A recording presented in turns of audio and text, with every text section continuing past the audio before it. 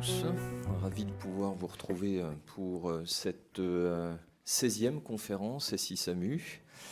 Et nous sommes entourés des experts du sujet et on va rentrer dans le vif du sujet tout de suite en laissant la parole à l'Agence nationale pour démarrer la présentation de l'état des lieux du programme.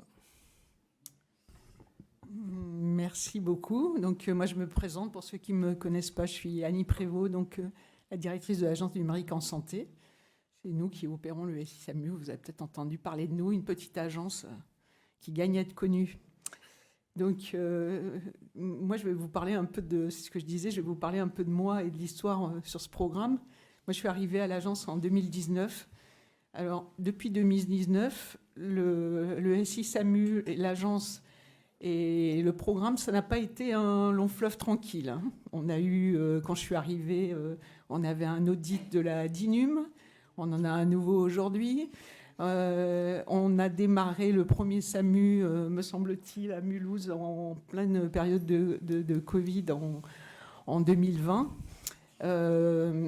Et là, on a fait une bascule maintenant. Donc, on a un certain nombre de réussites, on va en reparler. Mais on a fait une bascule qui nous a quand même pris pas mal de bandes passantes à tous, je sais, à mes équipes et à vous aussi, et beaucoup aussi de travail en parallèle sur cet audit, mais Xavier va en reparler. Alors, ce que je voulais vous dire, c'est que dans tous les programmes finalement numériques, il y a toujours les aléas finalement, c'est toujours le cas, quels que soient les endroits où on est. Moi, auparavant, j'étais aux allocations familiales. Quand on a mis en place le nouveau dispositif pour les allocations familiales, je peux vous dire que des bugs, il y en a eu beaucoup. Ça a été très compliqué. Il y a eu des retards, beaucoup de retards. Donc, c'est un peu disons, le fil conducteur des projets numériques, même si nous, on sait que le SI-SAMU, c'est quelque chose qui est attendu par la communauté métier. Vous êtes sur des métiers critiques, vous êtes sur des métiers en tension. Et évidemment, le droit à l'erreur est moins tolérable et moins permis que sur d'autres SI. Donc ça, on en est conscient. Et on s'emploie à faire en sorte que ce système d'information soit stable et sécurisé. Alors, qu'est-ce qu'on a fait depuis 2020 ? Quand même, on a fait pas mal de choses. C'est pour ça que je vous dis, nous, on est quand même très contents d'opérer ce programme. On a maintenant 10 SAMU qui utilisent le bandeau SI-SAMU, 12 bientôt. On a 97, je crois, SAMU sur le portail, à peu près 10 ARS. Ça fait, je crois, 5 millions, à peu près 4 millions et demi, 5 millions de personnes qui sont prises en charge par ce système d'information des SAMU. Donc, c'est pas rien. Il y a eu, je crois, 800 à peu près, mais Frédéric, tout à l'heure, va y revenir, 800 incidents qui ont été gestion de crise qui ont été faits dans le SI-SAMU. Donc, voilà, de belles réussites, ça marche. On est très content de ce qui se fait. On a fait beaucoup d'efforts pour le stabiliser, je l'ai dit. Sur le portail, on a développé l'interface avec Civic et Sinus. Donc ça marche. Comme on n'a plus de LRM, on a fait les interfaces avec les LRM du marché. Ça aussi, c'est une belle réussite parce qu'on a réussi à créer une dynamique avec les opérateurs LRM du marché et à montrer que l'interopérabilité, ça fonctionnait. Et on en a profité pour faire quelque chose qui nous tenait à cœur dans le cadre des orientations de l'agence, c'est de travailler sur l'idée de l'État plateforme, c'est-à-dire de faire ce qu'on appelle un hub santé. C'est d'avoir pour vous, pour le métier, des applications qui vont communiquer entre elles pour vous apporter des outils sans couture, qui sont chacun peut-être spécialisés, mais dans un écosystème qui vous apporte une vraie valeur. Donc ça, on y a beaucoup travaillé et je crois que ça commence à marcher et c'est plein de promesses. Peut-être dire aussi que le SI-SAMU, la réussite, elle est aussi sur l'accompagnement qu'on a réussi à faire auprès de vous. Je crois qu'il y a pas mal de formations qui ont été faites, d'accompagnement sur le terrain, de prise en compte de la réalité concrète. Donc c'est très positif aussi et je crois qu'il faut qu'on capitalise là-dessus. Peut-être ce que je pourrais dire en conclusion, parce que je vais pas m'étaler plus que ça sur cette partie-là. Le SI SAMU, c'est un programme qui est drivé par le métier, pour le métier. Et ceux qui ont vu les démonstrations, on est sur le stand, c'est combien, 70, c'est ça? Voilà, sur le stand 70, ceux qui ne sont pas encore allés, vous pouvez aller le voir. La démonstration des outils, ça apporte une vraie valeur ajoutée. Ça a été fait, pensé comme ça pour apporter cette valeur ajoutée. Donc il faut vraiment capitaliser là-dessus. On est sur une technologie qui va évoluer, parce que c'est des technologies téléphoniques qui évoluent, mais on est confiant sur le fait que maintenant c'est des téléphonies matures, et on est à la pointe de ce qui se fait. Et en fait, ce programme, il n'aurait jamais marché sans plusieurs choses. D'abord, un investissement de mes équipes, et j'en profite pour les remercier, parce que c'est des équipes aujourd'hui, mais c'était des équipes aussi hier, qui sont toutes passionnées par ce qu'ils font, qui sont hyper investis. Et c'est aussi bien les équipes internes que les prestataires, même si on en a changé. Ils sont tous très fiers de travailler sur ce programme. Donc merci à vous. Il n'y a rien qui n'aurait été possible non plus sans le soutien des métiers et le drive métier. Frédéric Berthier qui est là a apporté cette vision, mais également le soutien de Marc Noiset, que je remercie aussi, parce que quand on est dans des moments difficiles, quand on se sent un peu seul, et ben d'être soutenu par la communauté, pour nous, c'est non seulement précieux, mais c'est ce qui nous permet aussi d'avancer quand le matin, vous avez l'impression qu'il y a une grosse adversité. Donc, si peut-être pour conclure, ce que je voudrais dire, c'est que je m'engage à ce qu'on stabilise techniquement le SI SAMU tel qu'il est aujourd'hui, qu'on essaye de corriger les bugs plus vite, on sait qu'il y en a encore. Ce que j'espère, c'est qu'on va pouvoir continuer à être auprès de vous et à déployer beaucoup plus rapidement tous les SAMU qui veulent utiliser nos outils à l'avenir. Et ce que j'espère aussi, c'est qu'on va pouvoir développer tout ce qui est autour du Hub Santé pour apporter de nouveaux services, vraiment pour que ça soit une complétude d'outils qui soient fiables et qui vous permettent de mieux travailler, parce qu'on sait que votre métier, c'est pas de faire du SI, mais c'est en effet d'être auprès de la population dans les situations d'urgence, et qu'on a besoin de vous. Voilà, merci à tous, et puis je passe la parole à Xavier pour la parole de l'État. Bonjour à tous. Merci. Alors, bonjour à tous et toutes. Je suis Xavier Vitry, donc je travaille pour la délégation numérique en santé au ministère de la Santé. Vous n'êtes pas sans savoir probablement que le ministère s'est réorganisé récemment dans le cadre de ses fonctions numériques. Et donc la Direction générale de l'offre de soins et la Direction générale de la santé on a fait l'union des services numériques. Donc la partie numérique de la DGOS et la partie numérique de la DGS ont rejoint la DNS pour n'avoir une vision consolidée des aspects numériques au sein du ministère. Du coup, la DNS s'étoffe et a accueilli en fait les porteurs de projets, les agents qui portaient ces projets, en tout cas une partie de ceux qui ont accepté, qui ont souhaité venir. Et donc on a organisé la DNS autour de pôles fonctionnels qui portaient les projets autour de mon espace santé, enfin le Ségur, enfin toutes ces questions-là. Et on crée un nouveau pôle qui s'appelle Santé publique et situation sanitaire exceptionnelle, dont je prends la responsabilité avec une équipe d'une dizaine de personnes et qui accueille en fait en particulier les projets qui étaient portés initialement donc par la DGOS, à savoir le SAS et le SI SAMU. Voilà, parmi aussi d'autres projets plutôt santé publique de type Labo SI ou Aquasis ou d'autres. Voilà, donc c'est à ce titre-là que je m'exprime aujourd'hui et donc pour représenter le ministère. Le rôle entre la DNS et la DGOS, donc il va falloir aussi le construire. Alors ça a été rendu opérationnel la première semaine d'avril, donc c'est assez récent avec les congés, les ponts, enfin voilà, donc on est en train déjà d'accueillir les agents pour déjà à titre personnel, humain, et puis de s'approprier aussi les sujets, les enjeux, enfin toutes ces questions-là, et de prendre la main sur ces sujets. Il faut aussi qu'on affine le rôle par exemple de la DGOS et de la DNS dans le pilotage du coup des projets vis-à-vis de l'ANS en particulier, dans le pilotage du projet.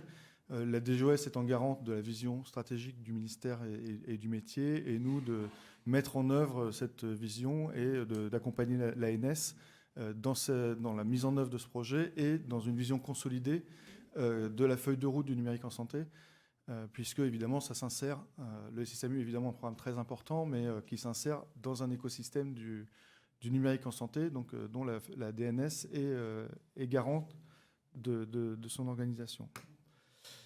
Alors, pardon, j'ai 2, 3... Voilà, c'est le téléphone. Allez, désolé. Voilà, donc juste pour la DNS et qui je suis. Donc, on prend ça en main. Donc, effectivement, vous le savez, il y a un audit de la DINUM qui a été mis en œuvre en début d'année. Il a été commandité en fin d'année dernière, je n'ai plus la date exacte, mais enfin bref, il s'est mis en place à partir du mois de janvier-février 2024.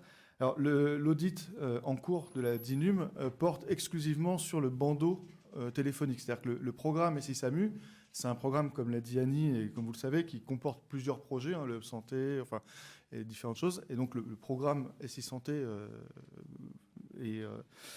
ces projets continuent et l'audit porte précisément sur le bandeau téléphonique. Donc, on aura les conclusions de cet audit la semaine prochaine. Enfin, les recommandations, pardon, de la DINUM la semaine prochaine, qui seront présentées à la DGOS et à la DNS et au cabinet, pour ensuite voir quelles seront les suites du programme. Donc, le projet, cet audit, en fait, il est normal, hein, il est dans la continuité des grands projets de l'État. Donc, l'État régulièrement s'interroge sur les investissements conséquents qui sont faits. Aujourd'hui, l'enjeu, il est d'accélérer le déploiement du bandeau SI-SAMU, parce que c'est une douzaine, hein, c'est ça, de SAMU qui seront activés. Il va falloir passer à une phase un peu plus industrielle d'accélération de ce déploiement. Et donc, l'audit vise aussi à explorer cette piste des orientations de qu'est-ce qu'on fait à ce rythme. Est-ce qu'on sait, est-ce qu'on a la capacité, est-ce qu'on peut accélérer ce déploiement, à quelles conditions et selon quel protocole. Donc tout ça, c'est justement ça qui est exploré aujourd'hui à travers cet audit. Il est encore un tout petit peu tôt pour vous partager ces recommandations, puisque nous-mêmes, elles sont encore des pistes de réflexion qui explorent un peu toutes les orientations. Dans le début de la semaine prochaine, on aura ce retour. Et ensuite, on aura un temps de réflexion interne à partager entre les acteurs pour pouvoir savoir quelle sera parmi les recommandations de la DINUM, quelle sera la suite que le ministère souhaitera donner, en lien évidemment avec l'Agence du numérique en santé et puis les partenaires du projet sur les phases d'accélération de ce projet. Décidément. Tac. Donc, du coup, vous le savez également, dans le cadre de ces travaux où on s'interroge, en fait, on a suspendu les commandes de SAMU qui n'avaient pas encore engagé les travaux qui étaient planifiés. Et donc, le choix avait été porté, ne sachant pas quelle orientation allait se faire en termes notamment d'accélération, se dire de lancer des travaux avec un potentiel réorientation technique qui pouvait déboucher. On a préféré plutôt suspendre les travaux qui n'étaient pas engagés d'un point de vue technique, ce qui n'empêche pas de continuer à réfléchir sur les organisations qui vont avec, sur tout ce qui touche en fait, les réorganisations nécessaires au sein d'un SAMU, de l'impact que peut avoir d'un point de vue métier l'implémentation de ce travail, mais de ne pas engager de nouveaux travaux techniques qui auraient risqué d'être modifiés, on va dire, et de faire des travaux inutiles quelque part, et pas perturber inutilement les SAMU concernés. Donc on a fait ce choix de suspendre temporairement ces commandes et à l'issue des réorientations, de faire en sorte que les travaux qui pourront recommencer soient en accord avec les orientations qui seront partagées. Voilà, donc sur le planning, donc ça je l'ai évoqué, hein, donc remise du rapport la semaine prochaine, ensuite un petit temps d'appropriation, d'échange, de brainstorm en interne pour voir la validation et le suivi ou l'ajustement de la recommandation qui sera faite par la DINUM, puisque la DINUM recommande, mais ce n'est pas la DINUM qui décide. Donc on aura ce temps de travail. Voilà, donc On a quand même un certain nombre de sujets plutôt positifs. C'est quand même plutôt sain, je pense, de se réinterroger régulièrement sur les grands programmes de l'État, de savoir si on a le bon rythme, si on peut accélérer les choses, faire mieux, plus vite, moins cher, enfin toutes ces choses-là qui sont quand même plutôt légitimes, je pense, du point de vue du législateur et même des citoyens en tant que contributeurs de l'impôt, de se réinterroger régulièrement sur le fonctionnement de nos outils et le déploiement de ces éléments. Pour conclure, juste pour dire, parce que je vais passer la parole aux collègues aussi pour vous donner les détails un petit peu de l'ensemble du programme et des actions menées. Voilà, on a quand même de belles réussites, c'est ce qu'a dit Annie. On a évidemment des écueils et des cailloux sur le chemin. C'est le lot de tous les projets, hein, sur les PowerPoint. Au début, tout va bien, évidemment. Et puis après, il faut le mettre en œuvre. Et puis, ça va évidemment avec quelques soubresauts parfois, dont on a bien conscience des dysfonctionnements et des désagréments qui peuvent opérer sur le terrain et de la gêne que ça peut opérer. Et surtout, de la sensibilité que ça a et des répercussions que ça peut avoir, évidemment, quand on est au téléphone avec une personne qui demande des secours. Évidemment, ça n'a pas la même sensibilité que dans d'autres situations. Donc on a bien conscience de tout ça. On met en place tous les moyens possibles aussi pour découvrir toutes ces difficultés qui émergent au fil de l'eau et pour faire en sorte qu'elles ne se reproduisent pas, pour améliorer les choses. Voilà, donc je vais pouvoir passer la parole à mes collègues pour la suite sur les réalisations, hein, c'est ça, sur les réalisations qui ont été opérées depuis le dernier congrès. Et donc, je vous passe la parole. Merci à vous.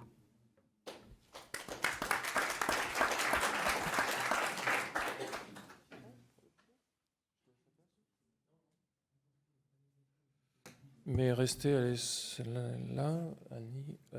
Donc on va vous présenter à trois notre institution, avec Nicolas va commencer, ensuite moi, puis Romain, pour la partie Hub Santé. Est-ce que vous souhaitiez réagir par rapport aux propos initiaux, ou est-ce qu'on vous présente et on fait une réaction globale après? Ça vous va comme ça? Alors on continue. Nicolas, c'est à toi. Oui. Alors, bonjour à toutes et à tous. Alors on va commencer ce petit retour rétrospectif de l'année 2023-2024 concernant nos opérations sur le terrain par une petite présentation d'une cartographie que vous connaissez toutes et tous, puisqu'on vous l'avait déjà présenté l'année dernière. Alors ça va être un peu le jeu aux 7 différences pour identifier qu'est-ce qu'il y a de nouveau par rapport à l'année passée. Ce qui est de nouveau par rapport à l'année dernière, c'est qu'on a mis en place de nouveaux modules, des nouvelles fonctionnalités dans notre offre de service qui vont apporter beaucoup de valeur par rapport à des grands événements qui ont eu lieu et qui vont avoir lieu. Donc typiquement pour la Coupe du Monde de rugby de septembre 2023 et les JO 2024, il y a eu au niveau du module de gestion de crise une interface qui était très attendue par le métier, donc interface avec les outils de gestion de crise de l'État, Civic et Sinus.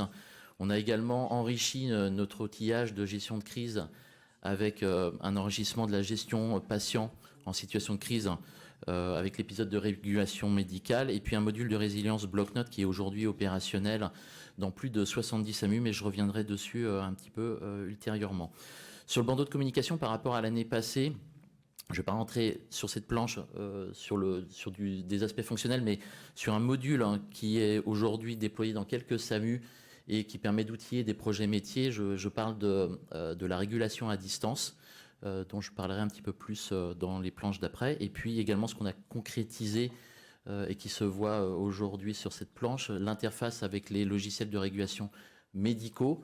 On a quelques éditeurs qui sont aujourd'hui interfacés avec notre bandeau de communication et ça apporte effectivement une grosse valeur ajoutée au niveau de la régulation. Romain va prendre la parole tout à l'heure pour parler dans le détail du Hub Santé qui concrétise également la réorientation 2022 du programme SI-SAMU avec la mise en place de cette brique d'interopérabilité. Et puis le dernier volet sur lequel on a également enrichi notre offre de service, c'est le volet intelligence de la donnée, donc c'est de la business intelligence, avec des rapports de statistiques qui ont été enrichis avec de nouveaux indicateurs qui permettent d'avoir un pilotage plus fin de l'activité opérationnelle des SAMU Centre 15. Donc si on fait une rétrospective 2023-2024, ce qu'il faut principalement retenir, c'est qu'on a mis en service 5 nouveaux SAMU sur le bandeau de communication. Donc on a Tarbes, on a Dreux, on a Nîmes, on a Foix et on a Privas. Et en fin de compte, on clôt un cycle de 10 SAMU qu'on a pu mettre en service depuis le premier SAMU de Mulhouse en juillet 2020, avec un premier CHU qu'on a pu déployer, des nouvelles organisations également avec des SAMU qui sont organisés en mode SaaS qui ont été déployés sur notre solution de téléphonie avancée. On a eu également des plateformes communes qui ont pu être équipées avec notre solution de téléphonie. Et puis, ça a été l'occasion également d'équiper, par exemple, sur les plateformes communes, ces organisations avec un repli hospitalier. Donc, j'allais dire 0 coût pour le programme et pour l'établissement de santé. On a mis en place ce repli hospitalier qui permet encore plus de sécuriser l'activité des SAMU Centre 15.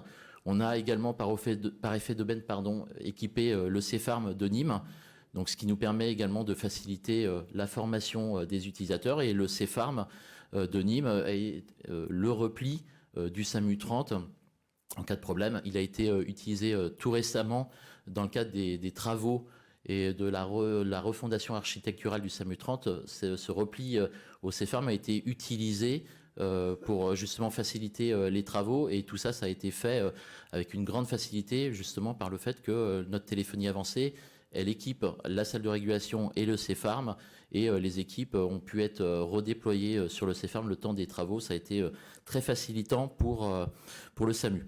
Le programme, c'est des déploiements opérationnels bandeaux, comme je viens de le dire, mais c'est également la promotion d'usage de nos différentes offres, différents éléments de notre offre de service. Et sur l'année 2023-2024, on a eu l'occasion de pouvoir démontrer tout l'intérêt d'utiliser, par exemple, le portail de gestion de crise.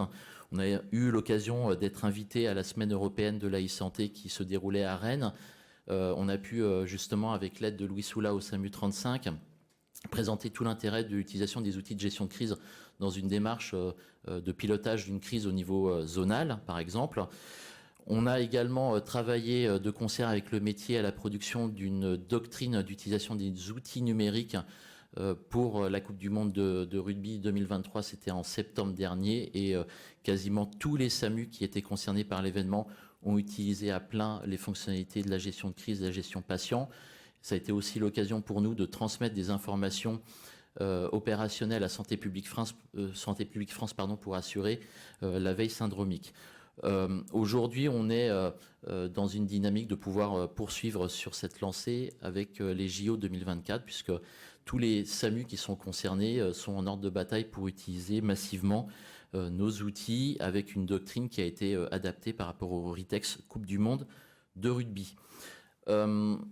Je disais tout à l'heure, on a fait évoluer notre offre de service sur la téléphonie. Ça a été l'occasion de remettre le travail à l'ouvrage avec la communauté métier pour adapter nos solutions aux nouvelles organisations, typiquement le mode SaaS. Donc le bandeau de communication a fait l'objet de travaux avec la communauté métier pour rajouter des fonctionnalités qui seront opérationnelles au début 2025, mais ça ne nous a pas empêché de mettre en place notre bandeau de communication dans des organisations SaaS qui étaient déjà opérationnelles. Je pense par exemple à Nîmes en particulier. Donc il y a eu des travaux sur l'interopérabilité, mais je laisserai Romain rentrer un petit peu plus dans le détail. Événement aussi qui a marqué d'une pierre blanche. Donc je vous disais qu'on propose au niveau de la téléphonie des fonctionnalités qui sont quand même disruptives par rapport à ce qui existe aujourd'hui sur le marché, et donc des fonctionnalités qui permettent d'outiller des projets métiers qui avaient des difficultés à aboutir parce que les technologies n'étaient pas présentes sur le marché. Notre téléphonie avancée aujourd'hui, elle permet d'outiller des projets de régulation à distance. Donc typiquement à Mulhouse, la solution a été utilisée pour pouvoir faciliter la régulation à distance des médecins généralistes dans le cadre de la PDS. Mais on sait qu'on a d'autres cas d'usage qui sont en cours de démarrer, typiquement l'équipement de la régulation à distance sur des unités mobiles de régulation, comme ce qui est en train d'être fait, pareil, au SAMU de Mulhouse. Donc je ne reviens pas sur le détail des évolutions qui seront présentées, je pense, par Frédéric, mais quelques autres éléments qui ont été évoqués par Annie en particulier tout à l'heure, et qui est un événement très important qu'on a pu rencontrer en début d'année. C'est la migration de notre industriel qui était en charge de la construction du volet applicatif du SI SAMU. Donc on est passé de l'industriel Worldline à l'industriel Thales. Donc on a eu un passage en mode secours au niveau de la téléphonie du SI SAMU. Mode secours qui a duré pendant presque 8 heures et pour lequel on avait mis en place tout un accompagnement en préparation et également sur site pour faciliter la prise en main des outils. Donc même en mode secours, un SAMU peut réguler sur une période longue avec des outils pareils qui ont été pensés par le métier pour pouvoir assurer le maximum de sécurité du traitement des appels des requérants. Dans les prochaines étapes qu'on va avoir à mener, donc typiquement les JO, donc on s'y prépare ardemment côté programme SI SAMU avec un programme de formation qui va bientôt aboutir à destination des SAMU qui sont concernés. On va participer également à un certain nombre d'exercices qui vont être organisés par le SAMU de Paris pour pouvoir leur faciliter la prise en main de nos outils. On se prépare également à 2 mises en service de bandeaux de communication qui vont arriver le prochain tout début juillet avec le SAMU de Cahors. Et le suivant, ça va être fin septembre avec le SAMU de Dijon, qui est un SAMU qui est déjà une plateforme SaaS installée depuis plusieurs mois. Alors, ensuite, les travaux préparatoires, préparation 2025, comme je vous disais, on a beaucoup d'évolutions qui ont été retardées du fait de la transition de Worldline vers Thales. Mais on reprend aujourd'hui tous ces travaux de développement pour pouvoir les implémenter au niveau du bandeau de communication en particulier. Donc on aura un bandeau de communication qui sera totalement adapté à toutes les organisations SaaS début 2025. Ça fait partie des sujets qui sont traités aujourd'hui de notre côté. On a aussi des travaux d'infrastructure. Alors c'est des choses qui sont un peu plus invisibles de votre côté, mais à savoir que notre solution, elle s'adapte en termes de scalabilité par rapport au SAMU qu'on déploie sur l'infrastructure. Et quand on va augmenter progressivement le nombre de SAMUR, et comme l'a évoqué tout à l'heure la DNS, si on passe sur un mode de déploiement accéléré, on va travailler fortement et on va solliciter fortement nos architectures. Donc on va aussi faire grossir ces travaux et donc en même temps qu'on augmente nos SAMU déployés sur notre infrastructure, on travaille également à adapter les plateformes sur le sujet. Si on reste quelques minutes sur le volet de l'accélération, il faut savoir aussi que sur tous nos travaux qu'on a pu mener sur les déploiements bandeaux depuis l'année dernière, on avait déjà travaillé, nous, à l'accélération des déploiements opérationnels sur site. On a déjà commencé à travailler depuis de longs mois sur des travaux d'industrialisation de nos processus, sur l'allègement également des gouvernances locales, sur l'intégration de plus en plus importante également du métier dans nos travaux de déploiement. Donc au niveau du programme SI SAMU, on a la chance de pouvoir bénéficier de l'expertise métier de médecins urgentistes, d'assistants de régulation médicaux et également de superviseurs qui travaillent au quotidien dans les travaux de déploiement auprès des chefs de projet qui pilotent chaque déploiement. Et donc ça nous permet aussi d'envisager le déploiement accéléré avec beaucoup de sérénité puisque on a déjà préparé le terrain au niveau de nos travaux de déploiement. Sur quelques sujets techniques qu'on a abordés en 2024 et qui seront d'actualité 2025, donc Annie a évoqué tout à l'heure le sujet de la réversibilité. Ce qu'on peut en retirer en termes de satisfaction et de bénéfices pour le programme SI SAMU, c'est qu'on sait qu'on a un mode secours qui peut prendre en charge une dizaine de SAMU de façon opérationnelle sur une longue durée avec un impact le plus réduit possible sur la régulation. Par contre, l'impact, vous l'avez bien compris, c'est que pendant qu'on travaillait sur la migration d'industriels, on a dû laisser en suspens nos travaux de développement applicatif et certains travaux de déploiement opérationnel. Mais comme je le précisais également à l'instant, c'est maintenant des perspectives 2025. Donc ça, c'est aussi le même sujet sur le volet de la scalabilité, comme j'ai pu l'expliquer. Et puis le dernier sujet qui est celui de la transition IP qu'on a pu aborder lors de la dernière conférence des SAMU en décembre. Comme vous le savez, puisque vous avez dû recevoir une instruction DGOS il y a quelques semaines concernant ce sujet de transition IP vers donc, le déploiement, décommissionnement du cuivre et passage au full IP. Donc il y a un décommissionnement qui est progressif et qui a été entamé par OB sur le terrain autour des anciens accès réseau téléphonique commuté, donc le RTC, avec une volonté côté ministériel de basculer tous les SAMU sur les technologies IP à fin 2025. Sur ce sujet-là, le programme SI SAMU, on a déjà des SAMU qui sont sur le full IP, donc tous les SAMU qui sont déployés bandeaux de communication n'ont pas de souci à se faire parce qu'ils sont déjà en technologie full IP. On a tous les SAMU qui sont sur la trajectoire de déploiement, ces SAMU ne sont pas concernés non plus. Après se posera la question de comment ça se passe pour tous les SAMU qui auront à migrer, sachant qu'il y a aujourd'hui des offres qui existent auprès des centrales d'achat pour traiter ce sujet de migration vers le full IP. Frédéric, je ne sais pas si tu veux parler toi des usages ou je continue. Alors sur les usages, je vous l'expliquais tout à l'heure sur l'offre de service. On a travaillé depuis quelques mois à industrialiser tout le volet intelligence de la donnée, donc notre capacité à pouvoir fournir aux métiers, mais également aux ARS, tous les indicateurs dont ils ont besoin, à la fois parce que ce sont des indicateurs qui sont demandés par les tutelles, mais également parce que c'est un outillage qui sert vraiment de façon régulière en termes de pilotage d'activité. Donc on a mis en place un certain nombre de rapports qui ont été encore très récemment mis à jour pour intégrer par exemple les problématiques SAS par rapport aux horaires des SAS sur les territoires. On a également pu enrichir tout notre volet intelligence de la donnée sur la gestion des patients. Et justement, toutes ces informations-là vont être beaucoup utilisées par Santé publique France, puisqu'on a, dans le cadre des JO 2024, on a mis en place l'industrialisation du transfert de données vers Santé publique France pour pouvoir assurer des analyses de données et la veille syndromique dans le cadre de ce grand événement. Dans les prochains mois, on mettra en place également tout un outillage qu'on appelle outillage data analyst, hein, donc pour pouvoir redonner la main aux métiers et aux établissements de santé dans le traitement de leurs données d'activité liées à l'urgence. Pour terminer, quelques données chiffrées sur ce que ça représente aujourd'hui. Donc Annie a donné quelques éléments sur notre déploiement et sur notre utilisation, sur l'utilisation aujourd'hui qui est faite de nos outils par le métier.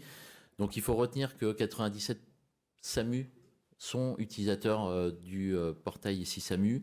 Il y a 14 ARS, donc il y a 6700 professionnels qui l'utilisent. Ça représente 160 000 connexions depuis le dernier congrès urgence de l'année dernière, donc c'est quand même très significatif. Sur les outils collaboratifs, donc signe aussi que c'est un outillage qui est utilisé au quotidien par les professionnels. On a plus de 40 000 messages qui sont postés sur les mains courantes et en commentaire. En suivi de crise, donc ça c'est très important, c'est que depuis le début de l'année, on a plus de 800 événements réels qui ont été créés sur le portail SI SAMU, soit pour renseigner les dispositifs prudentiels de secours, soit en cas de SSE, et ça représente plus de 10 000 patients qui ont été enrôlés dans notre système de gestion patient en situation de crise. Sur le volet téléphonie, donc on a 40 SAMU SAS qui sont déployés, donc ça représente un volume non négligeable d'activités téléphoniques donc données qui sont engrangées dans notre BI, donc pour pouvoir faire de l'analyse de données sur de longues périodes, c'est une source d'informations qui est très très riche. Le bandeau de communication, donc 10 SAMU aujourd'hui déployés avec un horizon de 20 SAMU à 2025, ça représente 2,5 millions d'appels d'urgence qui sont aujourd'hui traités sur ces 10 SAMU et 4,4 millions de citoyens qui sont couverts. Je l'expliquais au tout début, quand vous avez vu la cartographie, vous avez vu un module qu'on appelle le module de résilience bloc-notes. Aujourd'hui, c'est un système qui est utilisé quand le logiciel de régulation tombe en panne. Plutôt que de passer au crayon papier, les SAMU peuvent utiliser ce module de résilience. Il y a 1000 patients qui ont été, 1000 dossiers de régulation, qui ont été créés sur ce module de résilience. Et c'est pas de l'autosatisfaction, mais régulièrement, on envoie des enquêtes de satisfaction auprès des utilisateurs pour savoir comment ils perçoivent le bénéfice d'utiliser les outils SI SAMU dans leur quotidien. Donc on a envoyé il y a quelques semaines un questionnaire à destination de nos SAMU et nous avons reçu une plutôt bonne note de 9 sur 10.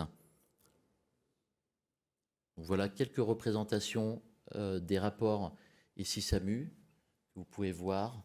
Donc ça, ce sont les données d'activité téléphonique sur SI SAMU. des données donc sur les appels entrants. Sur la partie bandeau, bien entendu, on traite appels entrants, appels sortants, sur tous les flux d'appels qui rentrent dans le SAMU. Donc, données actualisées, données dynamiques, possibilité de faire des exports. Donc plus de 3 millions d'appels qui ont été traités sur le bandeau de communication depuis le premier SAMU qui a été lancé en juillet 2020, donc SAMU de Mulhouse.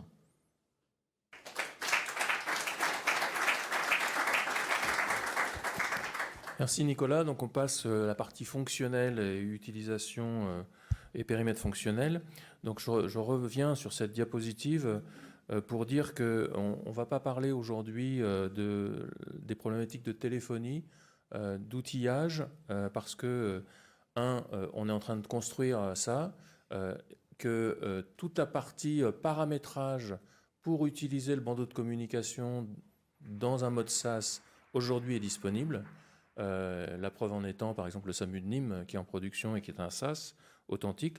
Cette partie, on est en train de l'enrichir en termes de configuration, paramétrage, donc ce n'est pas du dev. On en reparlera à la fin de l'année sur la prochaine conférence lors de la journée de SAMU Urgence de France en décembre, comme à chaque fois, pour faire un point sur ça.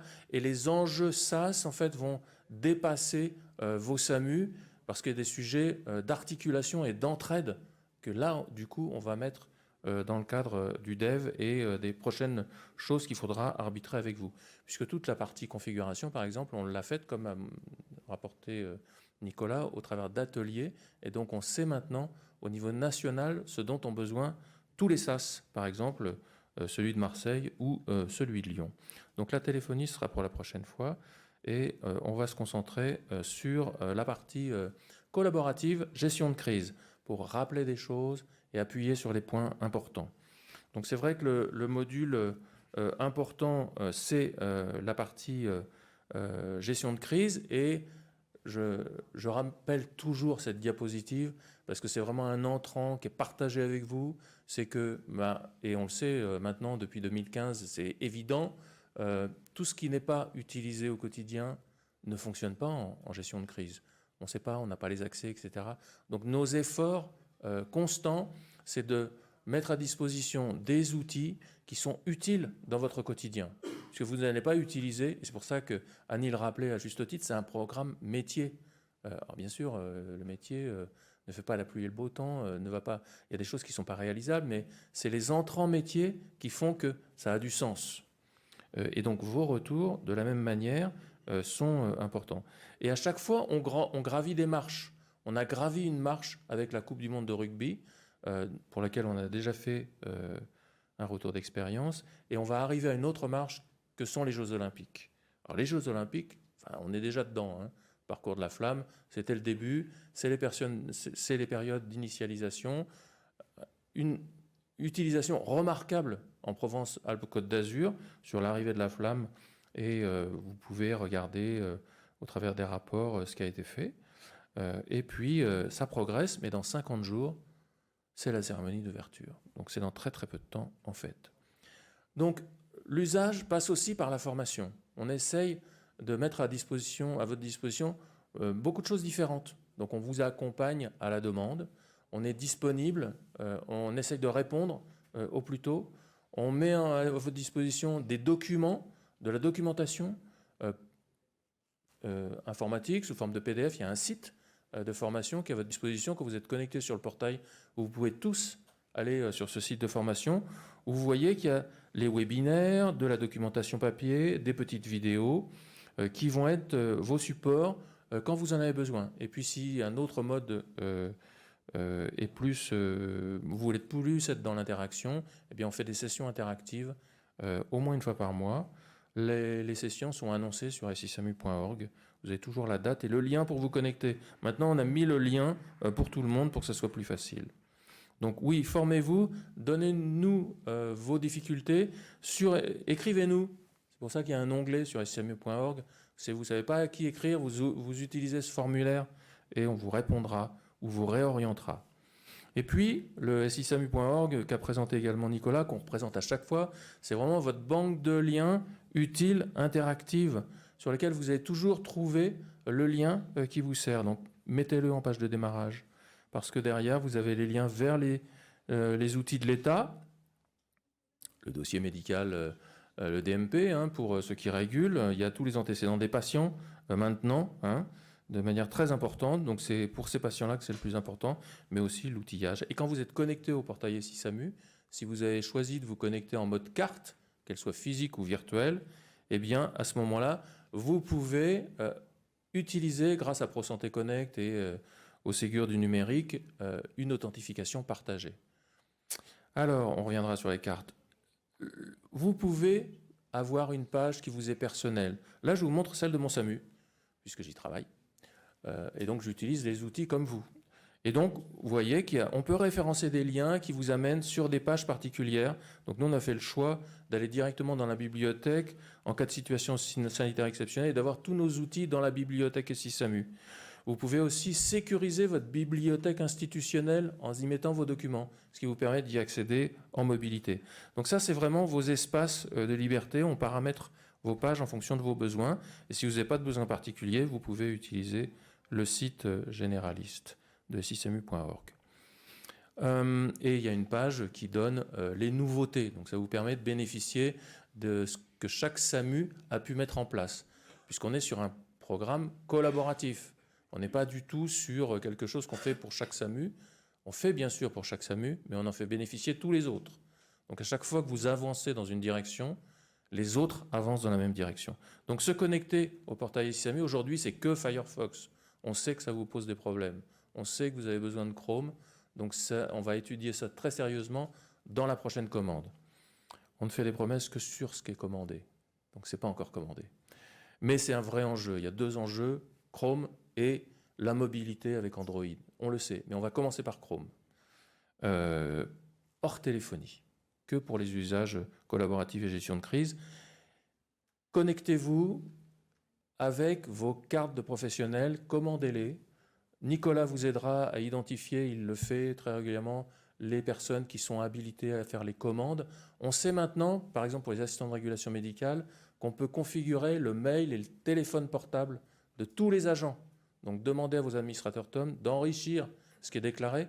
Comme ça, vous pourrez virtualiser votre carte de professionnel nominative, que vous soyez médecin, c'est le Conseil de l'Ordre, mais ARM ou superviseur, c'est le mandataire qu'on appelle TOM de votre établissement de santé qui peut modifier les données. Et puis si vous êtes sur une profession où il n'y a pas un, on peut maintenant aussi faire directement des cartes virtuelles grâce à un nouvel outil qu'on appelle EnReg. Bon, on aime bien les nouveaux trucs. EnReg, c'est les administrateurs TOM aussi qui peuvent faire ça. Bref, ne pas avoir de carte aujourd'hui, c'est pas possible. On peut vraiment avoir une carte et se connecter pour la première fois en mode virtuel. Donc on n'a pas besoin d'avoir de lecteur de carte si on a une carte qui est dématérialisée sur votre téléphone grâce à ProSanté Connect. Alors là, oui, vous savez ça, on se connecte sur le portail, on est sur un réseau social d'entreprise, ce sont des mains courantes, c'est comme un tableau blanc, quand on écrit dessus, tout le monde le voit. Quand on accède à la main courante, alors on accède aux mains courantes en fonction de son entité. Je travaille dans un SAMU, là c'est le SAMU de Louis Soula qui m'a prêté cette diapositive. Eh bien, je suis donc connecté sur le SAMU 35, j'ai un message à lire. Comme c'est un urgentiste, je pense que c'est le compte de Louis qui est affiché ici, eh bien, il est urgentiste au SAMU 35, il a un message à lire sur ce fil de discussion. Les mains courantes, c'est des fils de discussion, c'est des tableaux blancs. Si vous effacez le message, c'est effacé pour tout le monde. On a mis maintenant un droit sur l'effaçage, la désactivation des mains courantes. On ne supprime pas, hein, on désactive. Donc on peut réactiver si on s'est trompé. Et donc vos administrateurs vont donner ce droit. Donc si vous êtes parmi les gens qui normalement gèrent les messages, eh bien, et que vous ne pouvez pas le faire, c'est qu'il vous manque un droit. Allez sur votre compte en administration ou faites pour ajouter le droit. L'ECRA, c'est tous les SAMU de votre région, de votre zone de défense, quand la région est différente de la zone de défense. Donc là, vous voyez, zone ouest, tous les messages à lire. Il y a des mains courantes en fonction de vos responsabilités. Responsable médical, ce n'est pas le chef, hein, c'est tous ceux qui ont une responsabilité dans le SAMU. Et on leur donne le droit d'écrire sur cette main courante nationale. Il y a des échanges entre médecins responsables. Il y en a une dédiée à la SSE, qualité. C'est vous qui attribuez les droits, enfin les responsables dans chaque entité. Et donc vous rentrez dans un groupe. Ces droits-là donnent aussi des droits dans la bibliothèque. En termes de, je vais ajouter, par exemple, tous ceux qui sont sur SSE peuvent ajouter des droits sur les répertoires SSE. Et puis, il y a des fils nationaux, info et support, ça vous donne des informations. Donc aujourd'hui, il y a un fil actif sur tout ce qui est la migration de Worldline vers Thales et les différentes étapes de mise à nouveau à disposition des différents périmètres fonctionnels. Donc on est quasiment arrivé au bout. On a encore un sujet sur la bibliothèque à régler pour que les nouveaux comptes créés aient accès à la bibliothèque ou que les modifications soient prises en compte, mais l'essentiel est réglé. Donc l'environnement de formation qui est mis à votre disposition est maintenant disponible et opérationnel. Je vous rappelle, l'environnement de formation, c'est votre bac à sable, vous allez vous entraîner dessus. Attention, pour les liens avec Sinus Civic, il faut être en prod et faire des exercices. La formation n'est pas connectée à Sinus Civic. Mais par contre, pour s'entraîner sur la collaboration, le bloc-notes, tout ça, vous le faites sur votre environnement de formation. Ça veut dire que vous avez créé tous vos comptes en prod. On les recopie pour vous automatiquement. Vous n'avez pas à les recréer. Si les canaux OTP que je vous conseille de configurer aussi, c'est le troisième mode de connexion, login, mot de passe et un code reçu par mail ou SMS. Vraiment, je vous conseille de le configurer parce que ProSanté Connect, ça tombe en panne. Tout système d'information tombe en panne. L'année dernière, pendant le congrès, il est tombé en panne 2 heures. Bon, ben voilà, et il faut quand même pouvoir se connecter. Donc, configurez vos canaux OTP. Ça vous permet de vous connecter, même si vous avez perdu votre carte, que votre téléphone, il est réinitialisé sur ProSanté Connect. Pourquoi je dis ça? Parce qu'il faut se connecter. Et puis, donc là, vous avez votre vie de tous les jours et mettez des trucs opérationnels, ce qui est utile à votre SAMU. Et donc, pour que, quand vous prenez vos postes, vous vous connectez, vous voyez ce qui se passe. Je regarde l'heure qui passe. Oui, je t'ai entendu. À droite, les événements. Qu'est-ce qui se passe? Voilà, on avance. Dans les événements, on peut faire comme sur les mains courantes, publier. On peut aussi exporter la main courante, ce qui fait que vous avez votre rapport d'événements. Vous savez qui a fait quoi à quel moment. Donc, c'est votre fil de gestion de l'événement. Très pratique, vous pouvez le faire au fur et à mesure et vous pouvez aussi exporter la gestion des patients. Donc voilà, on crée un événement réel, exercice, en cours, programmé. On va dans la bibliothèque et donc on en arrive aux Jeux Olympiques. On est dedans dans les Jeux Olympiques. Vous avez une doctrine. La doctrine, elle est validée, elle a été travaillée avec la DGOS, la DGS, en particulier Jérémy Carré, qui est notre contact constant au travers côté SISAMU vis-à-vis de Civic. Et donc, on a pris en compte les éléments très importants de la DGS et donc du CORUS, du Centre de gestion de crise, pour la gestion des événements. Et je vais insister sur les choses ultra importantes. Au-delà de lire la doctrine qui est à votre disposition dans la bibliothèque, accessible pour tout le monde, elle est là. Il y a un dossier Jeux Olympiques et donc directement le document que vous pouvez voir dans votre navigateur ou télécharger. Eh bien, sur la doctrine, en fait, la doctrine JO, c'est qu'une façon d'aller et de mieux travailler par rapport à hier, en sachant qu'on est dans une démarche d'amélioration continue et que la doctrine JO va s'appliquer après les JO. C'est la même chose, on avance et on aura le rétexte des JO pour être encore meilleur après. Donc vraiment, doctrine JO, très important, quand vous nommez un événement, il faut vous dire que ce nom va probablement être utilisé quand vous allez créer un événement civique. Et donc, il faut qu'il soit signifiant. Et pour la période Jeux Olympiques, on vous demande de toujours commencer par JO 2024. Donc, JO 2024 est un titre qui décrit vraiment ce qui va se passer. Et donc, vous changez ce titre si jamais la situation change et que votre événement, vous continuez à l'utiliser et que c'est devenu une SSE. Parce que ça va être le nom de l'événement civique et ça va être ce qui va se retrouver dans toutes les alertes mail que vont recevoir tous les établissements de santé. Donc, vraiment, soyez très, très vigilants vis-à-vis de ça. Même si vous n'ouvrez pas un événement civique, si vous faites un lien avec Sinus, il y a quelque chose qui est créé dans Civic qui fait que c'est ce nom-là qui va être envoyé. Donc ça, c'est le premier truc de la doctrine Jeux Olympiques. Ensuite, on ne fait pas de lien civique dans la doctrine Jeux Olympiques tant qu'on n'est pas en SSE.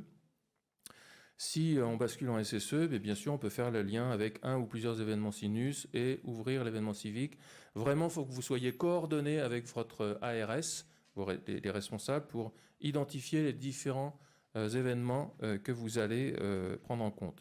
Ça, c'est la partie identité triage. Vous savez, vous récupérez les fiches Sinus. Vous savez, quand les patients sont arrivés à l'hôpital, vous avez les tags Sinus, Civic. C'est ça ce que ça veut dire. Et puis ensuite, vous avez la partie régulation médicale. On utilise la partie épisode de régulation médicale du bloc-notes, où là, vous allez pouvoir faire un dossier médical simple, noter des choses, comme quand vous êtes en phase résilience. Ça, c'est vraiment à votre disposition. Vous allez pouvoir codifier l'hypothèse diagnostique de votre patient. C'est les médecins qui font ça. C'est de la régulation médicale. Mais vraiment, vous allez pouvoir tracer ce que vous voulez au-delà. C'est vous qui nous avez demandé ça pendant le Covid, de pouvoir faire une observation médicale plus riche. Donc, on a raccordé le bloc-notes. On vous a donné accès au bloc-notes, plus exactement, puisque c'est le même modèle de données, en fait. Et donc, pourquoi le faire? Je vais vous le montrer après. Et puis, vous avez le troisième onglet que vous connaissez, avec la prise en charge. Là, c'est toute la partie orientation. Vous allez coder la gravité du patient. Sinus vous envoie la gravité terrain, prise en charge. Vous êtes sur la régulation médicale, donc c'est la gravité plutôt en sortie. Les éléments très structurants, l'orientation, et vous allez pouvoir suivre là où en est le patient. Les tableaux de bord sont dynamiques, constamment actualisés. Il y en a 4. Le triage, l'orientation des patients, ça permet de revenir sur les fiches. La liste des établissements, tout ça c'est compatible avec les tableaux de bord civiques, c'est la même chose.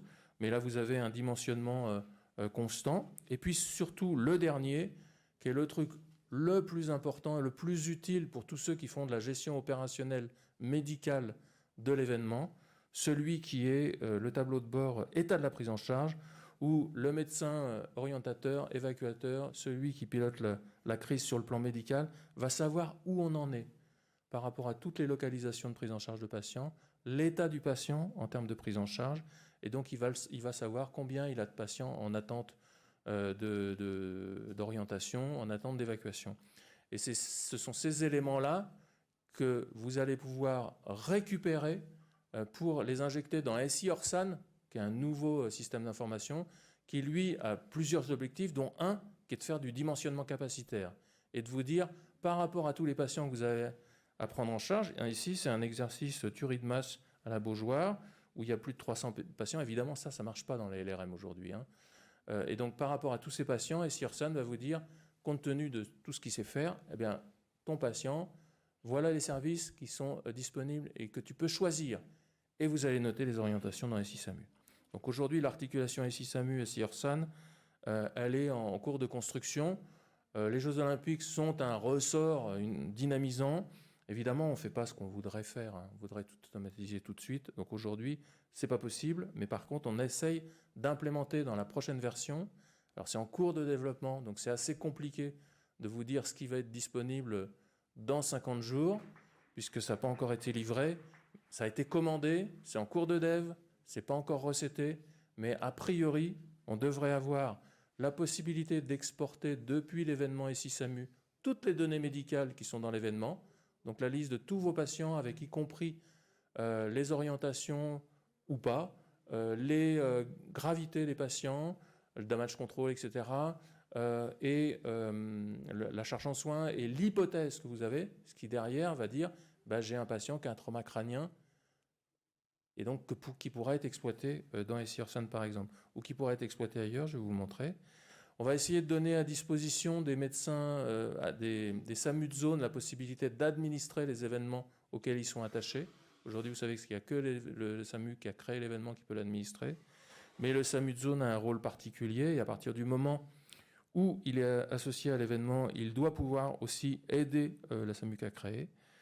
Voilà, ça c'est ce qui est commandé, le mail d'alerte. Ça c'est une ARS qui nous a pointé ce besoin évident, que quand on est associé à un événement, il faut être prévenu. Donc il y a un mail d'alerte sur les boîtes opérationnelles qui sont par ailleurs dans l'annuaire national que vous alimentez. On va pouvoir réutiliser les numéros sinus, ça va nous faciliter la tâche. Aujourd'hui, on ne peut déclarer qu'une seule fois un numéro sinus, donc on est obligé de nettoyer les événements. Enfin, il y a différents trucs ergonomiques, là il dit vous retrouverez ça. Pour les Jeux Olympiques, on va ajouter la notion d'extrême urgence, de match control. La notion de brûlé va être en surface corporelle. On va détailler les types de contamination. Tout ça, ça devrait être disponible. Je vous mets quand même des réserves, parce qu'on n'a pas recetté le dev. On va pouvoir ajouter le type de service. C'est très utile pour SI Orsan. Le nom du service et également le nom du vecteur ayant transporté. Aujourd'hui, vous êtes obligé de mettre ça en commentaire dans la zone. Donc ça devrait être disponible aussi pour les Jeux Olympiques. En fait, tout ça, ça se retrouve dans l'export et c'est utilisable par SI Orsan. pour faire le dimensionnement capacitaire. Et puis, bah oui, à quoi ça sert de coder? Ça sert aussi de coder l'hypothèse diagnostique. J'ai entendu dans une autre session un truc un peu hallucinatoire, que évidemment on a à prendre en charge. Bien sûr, on a à prendre en charge les patients, et c'est bien pour ça qu'on code un certain nombre de choses, parce que c'est utile sur le plan métier. Eh bien, vous avez à disposition vous aurez à disposition la possibilité de faire des exports depuis l'événement et de récupérer toutes ces données, mais vous avez déjà à disposition la possibilité d'accéder au reporting SI-SAMU, tous ceux qui sont habilités. Donc si vous n'avez pas accès, vous demandez. En dessous de statistiques, maintenant, il y a un bouton qui vous permet d'accéder au formulaire. Et voilà ce qui s'est passé, par exemple, sur les 2 derniers jours. Donc depuis ce matin, à 4h30, c'est disponible. Eh bien, vous voyez, voilà, donc c'est les événements réels. Ici, les événements réels des 2 derniers jours. On voit qu'il y a 96 patients qui ont été pris en charge sur ces différents SAMU. Donc vous voyez, il y a le SAMU de Caen a ouvert des événements pour ce qui se passe en ce moment sur l'anniversaire du 80 ans du débarquement. Et donc vous voyez des indicateurs simples sur les patients, leur gravité ou leurs... Et voilà pourquoi ça sert. Vous êtes responsable de SAMU, vous avez besoin de savoir ce qui s'est passé la veille, vous vous connectez là-dessus, sur les différents événements, vous avez votre reporting consolidé sur les pathologies prises en charge. Donc hier, il y a une urgence absolue qui a été prise en charge. Alors bien sûr, vous pouvez focuser sur votre SAMU, vous savez comment ils ont été transportés, et dans l'export Excel, vous saurez vers quels établissements. Mais il y a aussi les tableaux de bord qui vous permettent de savoir ça. Donc voilà, il y a aussi d'autres évolutions, on travaille avec différents opérateurs. On travaille historiquement beaucoup avec Bison, l'équipe de Bison.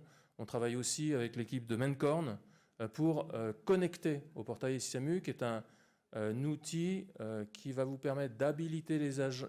Vous savez qui se connecte au portail SI-SAMU et surtout ses droits. Et au travers de ce qu'on appelle le SSO, qui est une authentification qu'on peut partager, eh bien, on souhaite pouvoir se connecter sur différents systèmes d'information, dont ces outils-là, parce qu'on passe les habilitations dans la connexion facilitée. Et donc, on travaille avec eux. Alors, toujours, on est sur quelque chose d'interopérable. Donc, on fait un cadre, pas pour un système d'information, mais pour tous ceux qui sont dans ce périmètre-là. Puisque, comme pour l'interco avec les LRM, qu'a mis en place Bison, Inetum, Appligos, c'est les 3, j'en oublie personne. Voilà, aujourd'hui, on est interconnecté avec le LRM, avec ces 3 éditeurs. Plus de 60% du marché. Les autres, si ce n'est pas fait, c'est qu'ils ne veulent pas le faire, puisque la spec d'interface, elle est disponible. Vous pouvez aller la consulter, vous. Et donc, on accompagne, et donc les éditeurs encore plus. Et donc, on les accompagne. Et donc, on va faire la même chose sur SSE, plutôt terrain, alerte des équipes. Et donc, Mencorn, on a identifié les cas d'usage, qu'on va travailler aussi avec les équipes de Bison. Et la première chose, ça va être de faciliter l'accès d'un système à l'autre. Donc ça, c'est déjà disponible. On peut déjà le mettre en œuvre. Donc on est en train de paramétrer le SSO. Et puis après, c'est interconnecter les événements, les mains courantes, le contenu des patients. Et puis connecter le portail SI-SAMU. On sait que c'est une grosse attente pour vous. Gestion de crise, module de résilience, vers les logiciels de régulation médicale. Donc ce n'est pas encore fait aujourd'hui pour renvoyer les patients en gestion de crise dans vos LRM, pour que vous puissiez faire toute la gestion opérationnelle, l'orientation au travers du LRM. Et donc, ce n'est pas opérationnel aujourd'hui parce que dans le hub que va vous présenter Romain maintenant, il y a l'interconnexion 15-15. Donc, il faut que les logiciels de régulation médicale soient connectés au hub. Et Romain va vous en dire plus maintenant.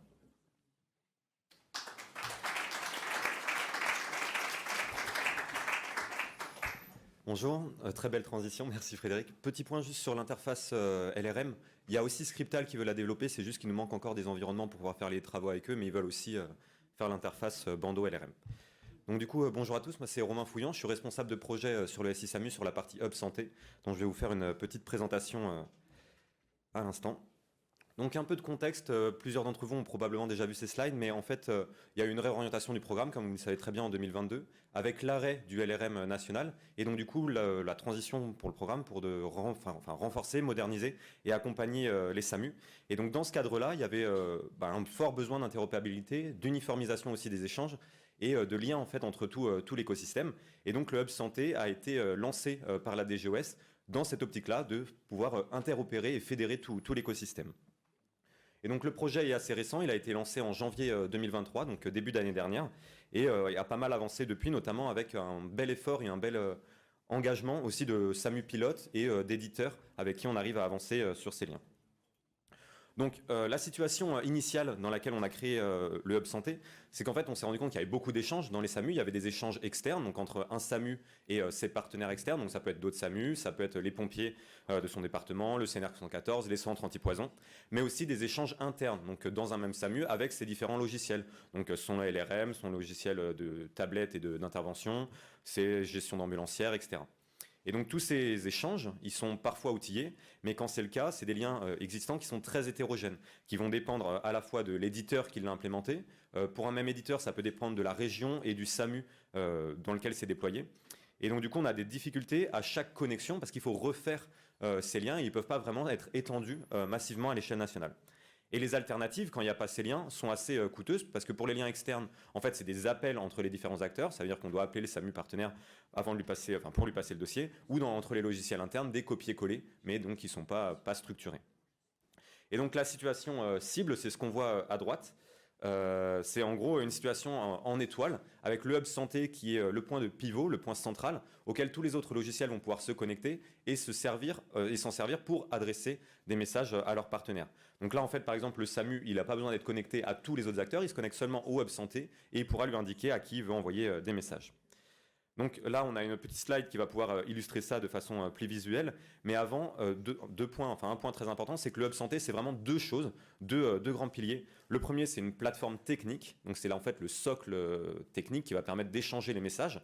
Donc ça, c'est construit en fait à l'ANS. C'est vraiment l'objet technique Hub Santé. Mais c'est pas du tout que ça. Il y a tout un deuxième pan qui est tout le volet fonctionnel en fait, où on développe conjointement avec tout l'écosystème les modèles de données et les contrats d'interface qui vont être après portés par le Hub Santé.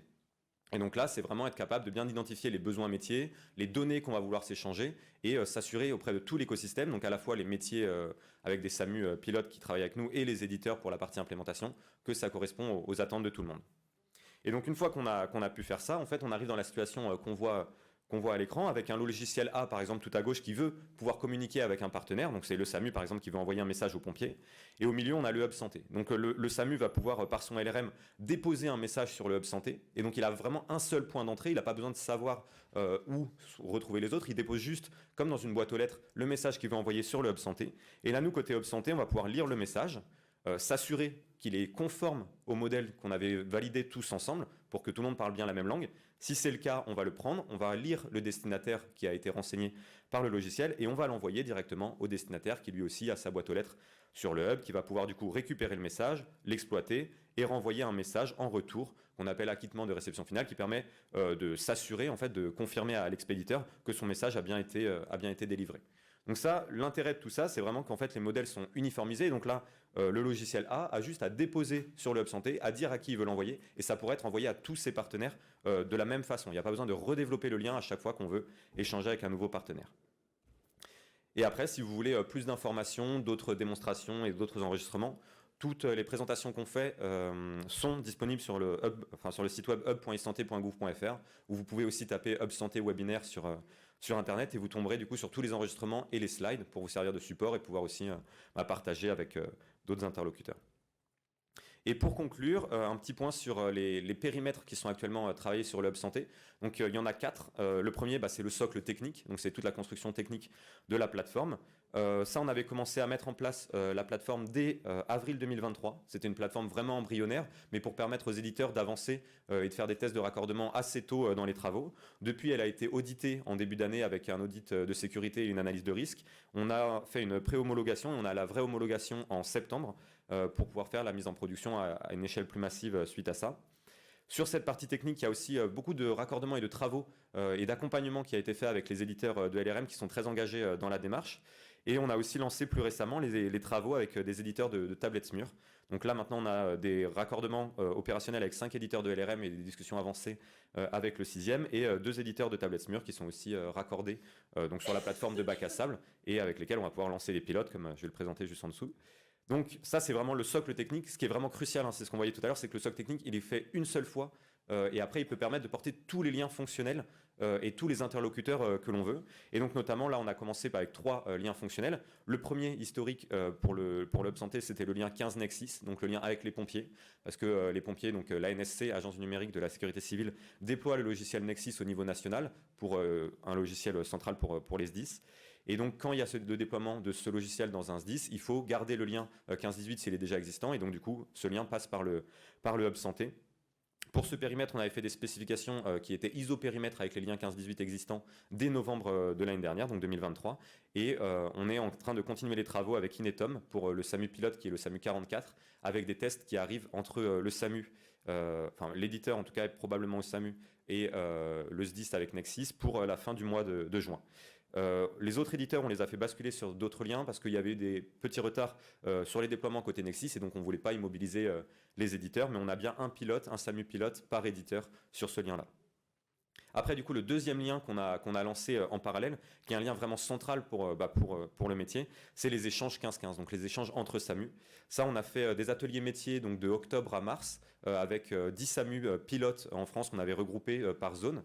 Donc encore merci à eux d'ailleurs pour tout l'investissement et tous les retours qu'ils ont pu faire sur ces ateliers et qui nous ont permis d'arriver à des spécifications, notamment sur un premier périmètre, mais on est aussi en train de finaliser les spécifications sur le périmètre, mais sur le périmètre de l'échange de dossiers.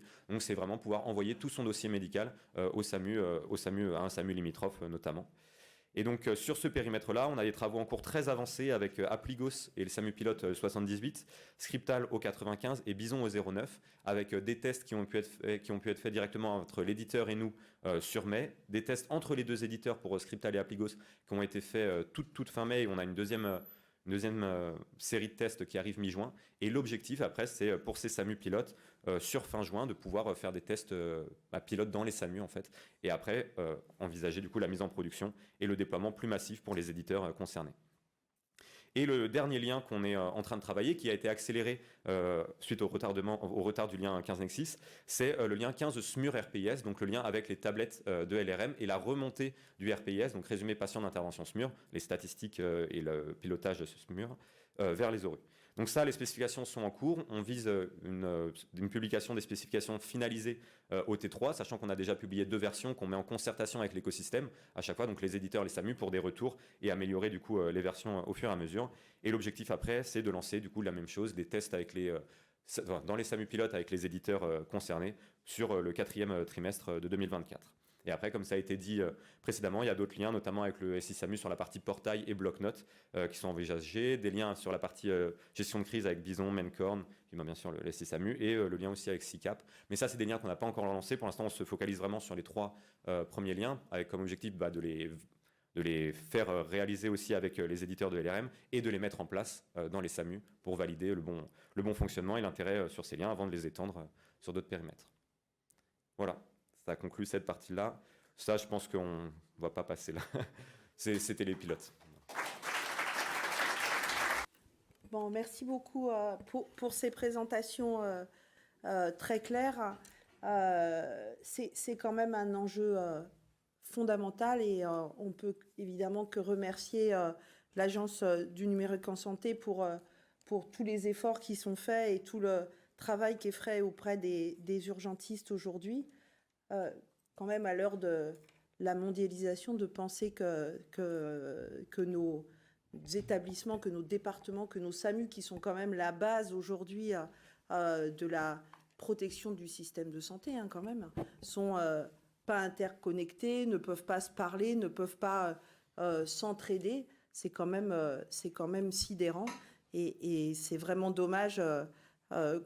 Évidemment que ça n'aille pas plus vite, même s'il y a tous les efforts qui sont faits. On voudrait déjà que ce soit fait. Mais en tous les cas, c'est vraiment dommage qu'on ait parfois une petite incompréhension de nos tutelles sur la nécessité d'aller encore plus loin et encore plus vite. Donc, bien sûr, le bandeau de téléphonie. Alors, vous disiez, on est très confiant sur les éditeurs de logiciels métiers. Il y en a quand même quelques-uns encore qui sont réticents et j'en veux pour preuve ce qui se passe dans mon département. Mais bon, on peut se dire que peut-être ça va progresser, mais qui montre aussi toute la fragilité de dépendre d'éditeurs qui, en fin de compte, décident un peu de façon unilatérale de ce qu'ils vont faire ou pas, au-delà de la nécessité des acteurs de santé. Donc ça, c'est vraiment fondamental de poursuivre l'effort évidemment sur le bandeau téléphonique national, mais de façon plus globale sur le logiciel de régulation médicale, certes qui a été abandonné, mais on espère que ça va reprendre. Et au-delà de ça, le Hub Santé, qui est quand même pour nous un avenir. Et si je regarde, évidemment, il y a un énorme engagement aujourd'hui de SAMU et Urgences de France auprès de SI SAMU. Et merci encore une fois pour le travail qui est fait. Mais si je regarde maintenant sur ce qu'on attend côté Société française de médecine d'urgence, mais savoir des outils qui permettent de s'évaluer, d'avoir des données, parce qu'encore une fois, s'évaluer, c'est progresser, et ce qui va nous permettre d'avoir des données absolument fondamentales dans un moment où vous savez on ne parle plus de département, on parle de territoire. Les territoires, c'est pas forcément les GHT, il faut être extrêmement agile, et pour être extrêmement agile, il faut pouvoir communiquer. Et là, aujourd'hui, on est vraiment à un tournant. Toutes nos réunions qu'on fait avec Marc, avec la DGOS, avec la DGS, montrent bien aujourd'hui qu'on ne peut plus on ne peut plus travailler que dans notre environnement propre de nos établissements ou de nos départements, et qu'on doit vraiment travailler en interdépartement, en interservice. Et donc pour ça, il faut forcément que nos logiciels communiquent et qu'on puisse aller tous travailler à un endroit et avoir les mêmes outils ou en tous les cas les mêmes interfaces qui nous permettent de communiquer. Donc ça, c'est vraiment fondamental, et la SFMU sera effectivement un vrai partenaire aussi de ce déploiement. Et encore une fois, merci beaucoup.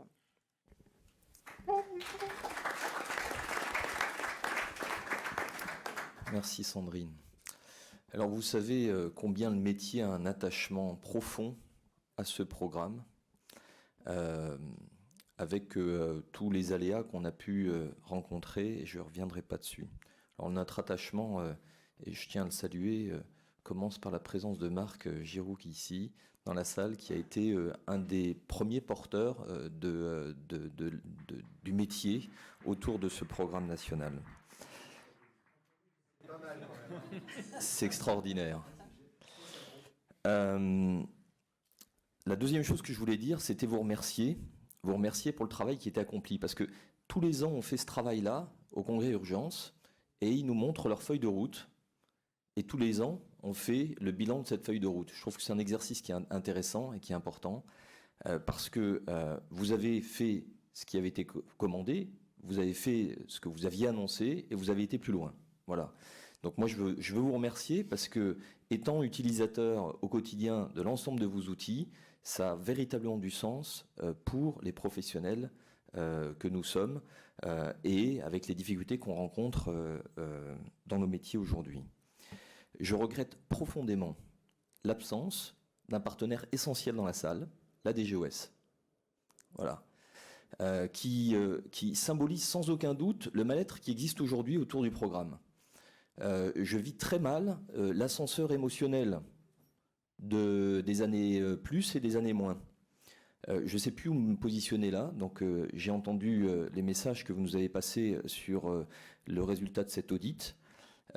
Nul doute, au vu de la satisfaction du métier, au vu des importances des enjeux, et je l'ai dit au ministre, et je l'ai dit à Madame Daudet, la directrice générale de l'offre de soins, que les résultats de cet audit seront positifs.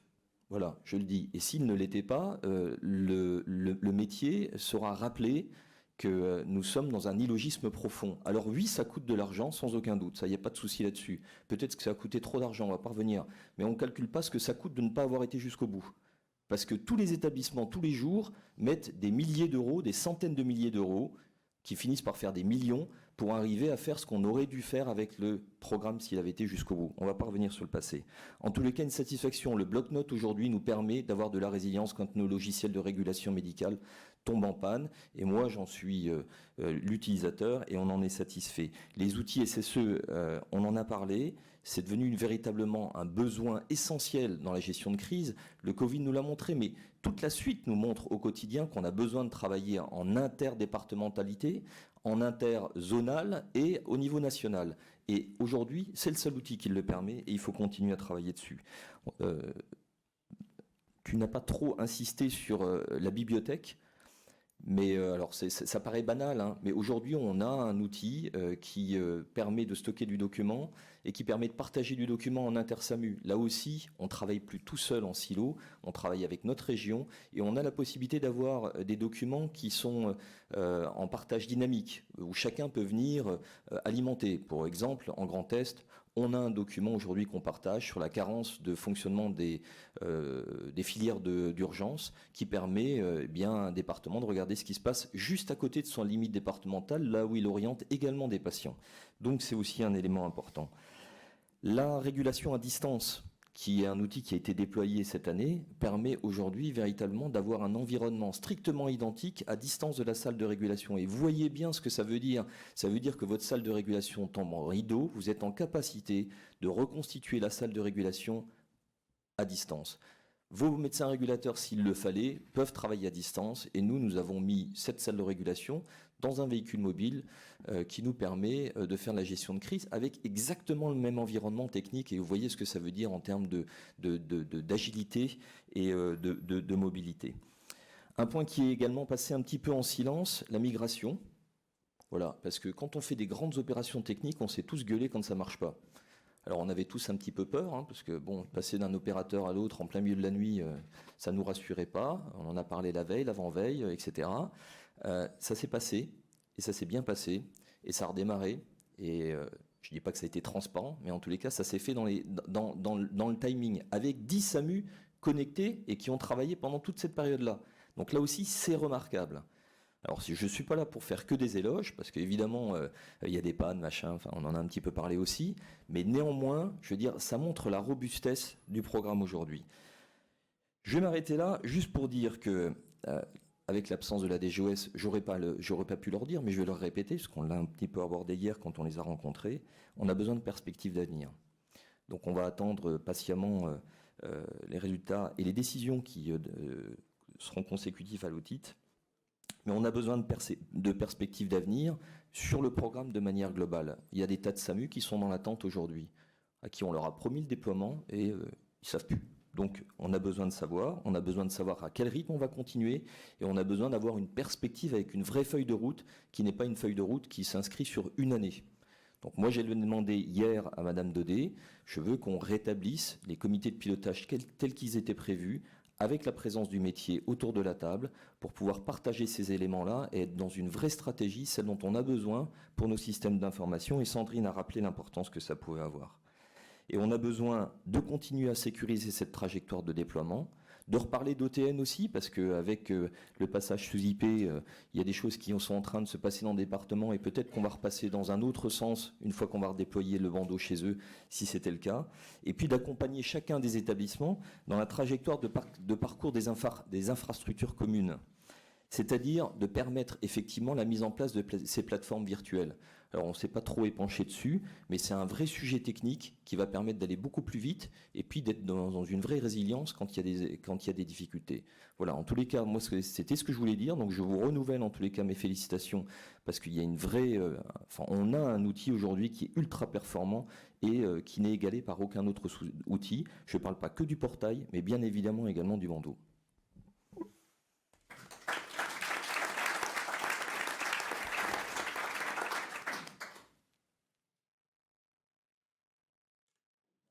Eh bien, la parole est à la salle. Et au micro. Il y a des micros dans la salle, comme ça tout le monde vous entend bien. Allez à droite ou à gauche, oui.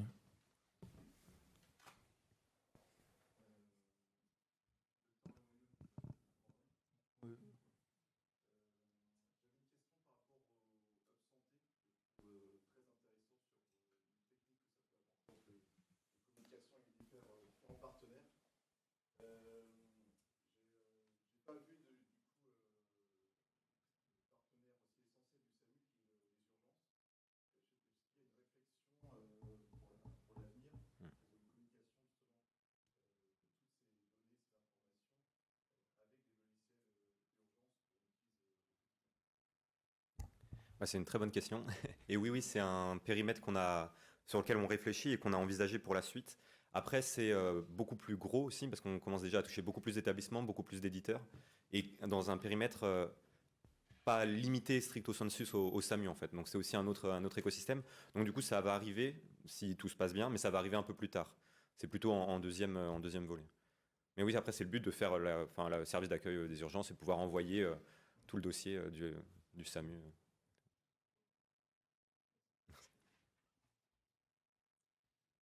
Moi, je me retrouve dans tout ce qui a été dit ce matin. Je vois l'enthousiasme et la persévérance surtout de l'équipe qui conduit ça depuis le début.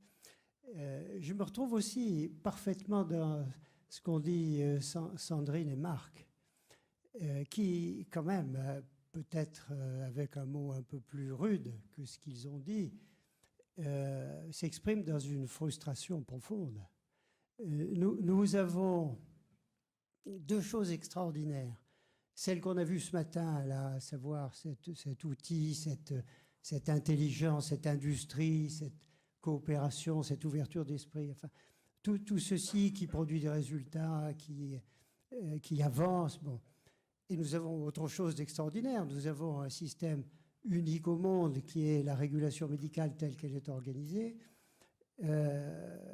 Nous avons en plus, depuis l'origine de tout ça, qui était la grippe de 2009, où nous avons tous ensemble, ce qui était extraordinaire à l'époque, accepté dans un consensus l'idée d'avoir un outil commun. Chacun courait dans son coin, et là nous nous sommes dit, pour la grippe, il faut faire quelque chose parce que il faudra s'entraider. Il faudra remonter des données à l'administration centrale parce qu'on a des choses précieuses dans nos mains qui sont l'information qui nous passe entre les doigts.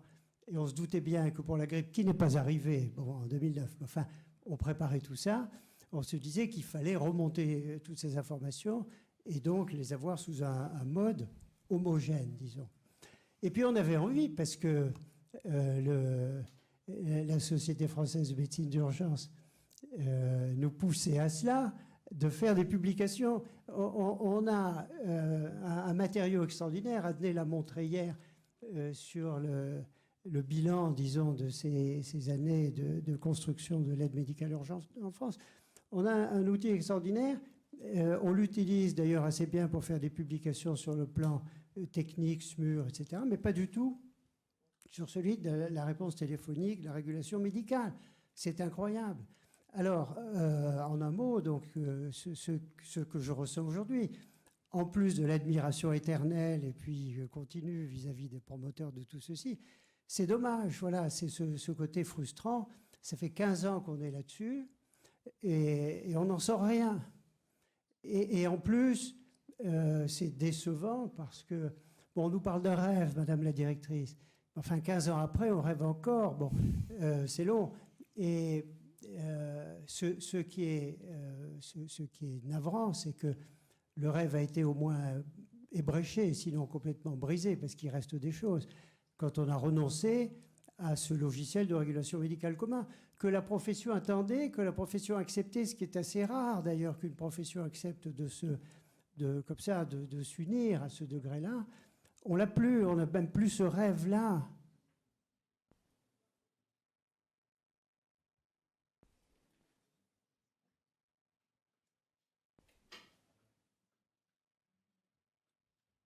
Je ne sais pas s'il y avait une réponse à faire. Non, je crois pas. Je pose ma question, alors un peu plus, parce que Up-Santé, donc Farnham-Farnhampour, SAMU 79, j'avais posé déjà la question à la réunion à l'Assemblée Générale de SAMU de France. Donc par rapport à Up-Santé, première chose, un peu technique, je ne sais pas si... premièrement, j'ai entendu qu'il y avait 3 des logiciels, mais pas le reste, mais on peut penser quand même qu'on va obliger tout le monde à faire la même chose. parce que c'est quand même national. Donc j'espère quand même qu'on puisse faire ça. Parce que sinon, effectivement, comme l'a dit Marc Gigros, c'est ça qui ne fait pas avancer. Parce qu'en fait, on n'est pas dans un pays où on peut dire à tout le monde, ben, vous allez aller tous sur le même truc. Donc j'espère quand même que les autres que vous n'avez pas nommés, ils puissent y être. Donc ça, c'est la première question. Allez-y. Et puis Du coup, je ne peux pas répondre sur la partie obligation. Par contre, sur la partie engagement, il y a 3 éditeurs qui sont très avancés sur les tests 15-15. Il y en a un autre qui est très avancé sur la partie 15-18.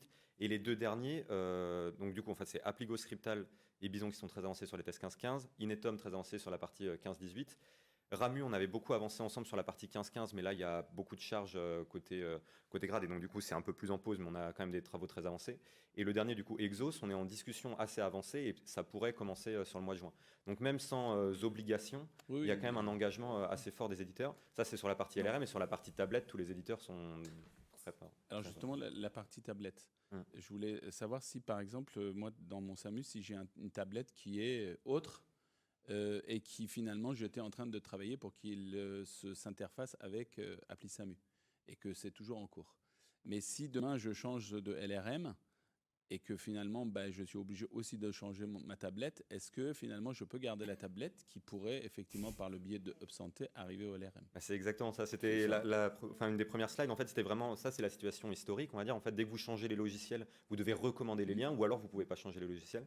Là, en fait, le lien, il est standardisé. C'est-à-dire qu'une fois qu'il a été développé par plusieurs éditeurs, après, vous pouvez changer des briques sans que ça ait d'impact sur le lien, parce qu'ils vont tous parler de la même façon. Donc, en fait, si vous gardez la tablette et vous changez le LRM, dans les 2 cas, il recevra le même message. Et si les 2 éditeurs de LRM ont implémenté les spécifications, ils pourront tous les 2 le gérer. Donc en fait, c'est le but justement, c'est de permettre cette modularité, cette indépendance entre les différents acteurs et éditeurs utilisés.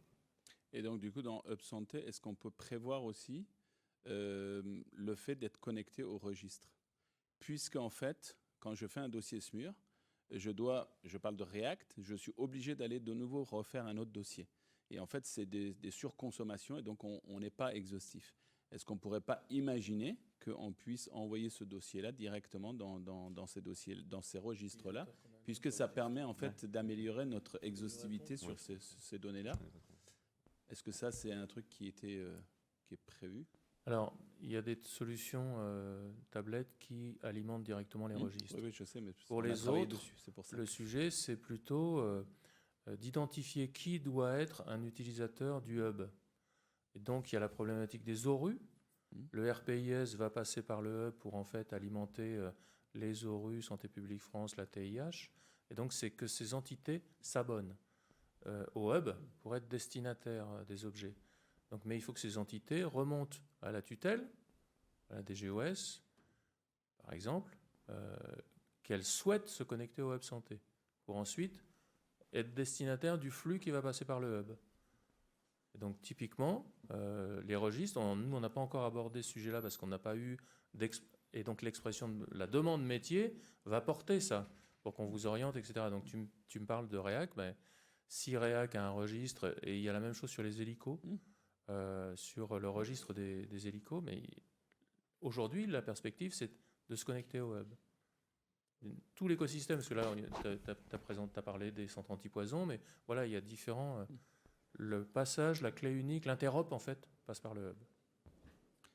Et donc, dernière question, je suis bavard, mais est-ce que vous pouvez nous rassurer, parce que moi, j'entends certains d'autres bruits, comme quoi l'APAR 15-18 n'est pas si avancé que ça, parce que vous avez même dit juin, et ça nous inquiète, puisque nous, on a quelques interfaces, et le fait que nos pompiers veulent passer sur Nexis, on va perdre l'interface qu'on avait déjà. Donc, est-ce qu'on peut nous rassurer? Le 15-18, il est en cours de construction.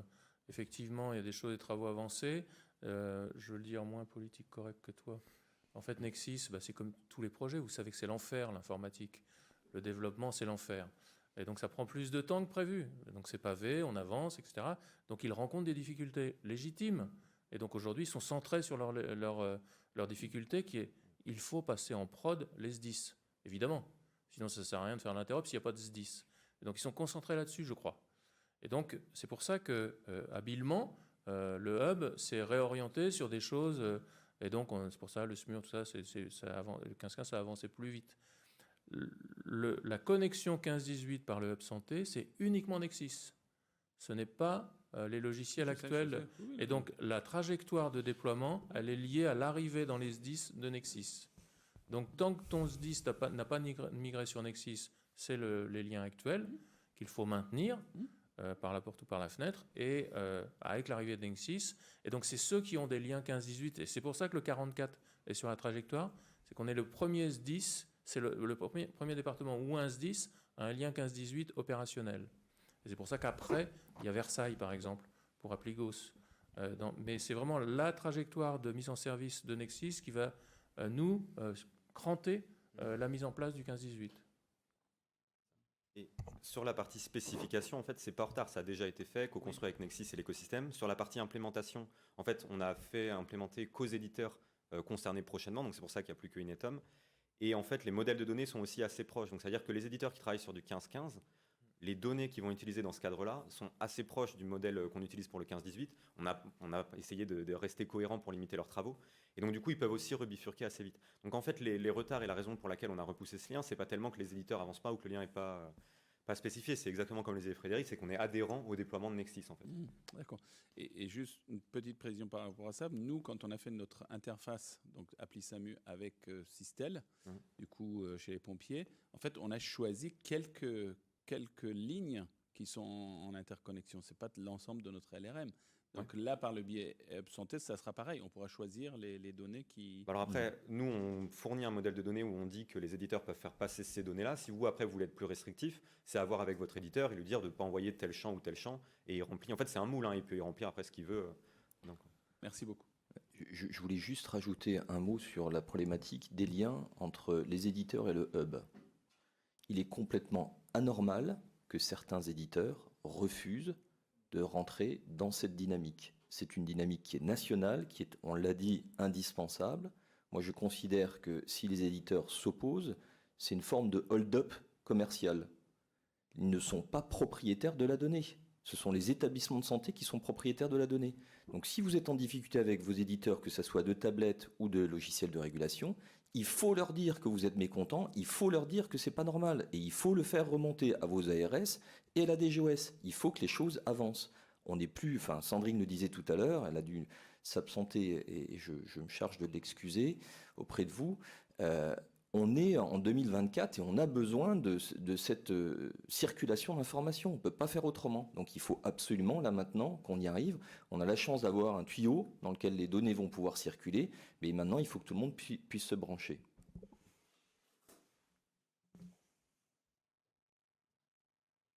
Je me permets, Florent Martel, je suis chef de projet dans un grade en Bretagne.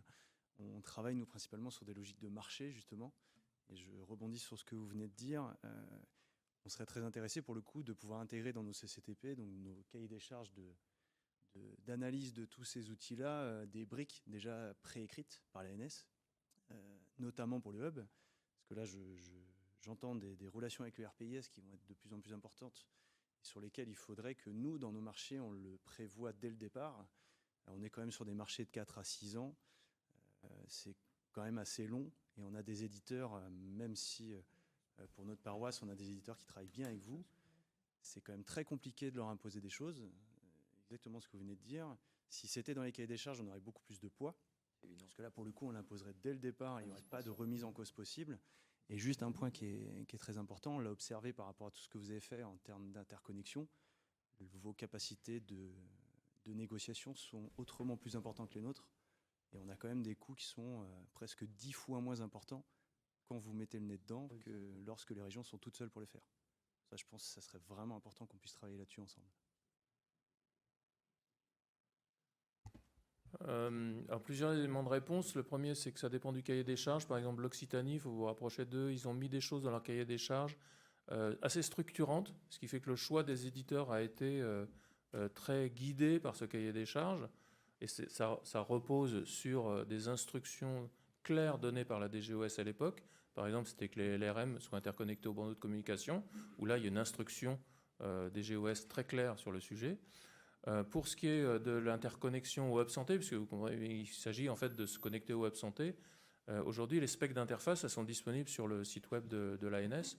Donc, on vous aide si vous ne les trouvez pas, tout ça, et Romain vous a donné l'adresse du site où il y a le hub. Donc, il y a pas mal de documentation. Il faut nous dire s'il vous manque des choses pour qu'on vous aide, bien sûr, là-dessus. Oui. Et peut-être, réagir juste, ça me semble une très bonne idée en fait d'avoir peut-être des briques rédigées dans le CCTP en mettant en annexe le lien qui oblige à aller vers des services nationaux, parce que c'est ça un peu ça qu'on veut. On est en train de l'imposer sur ProSanté Connect, etc. Bon. Et peut-être l'élargir au hub. Je trouve que c'est une très bonne idée. On va essayer d'y réfléchir. Merci pour cette idée.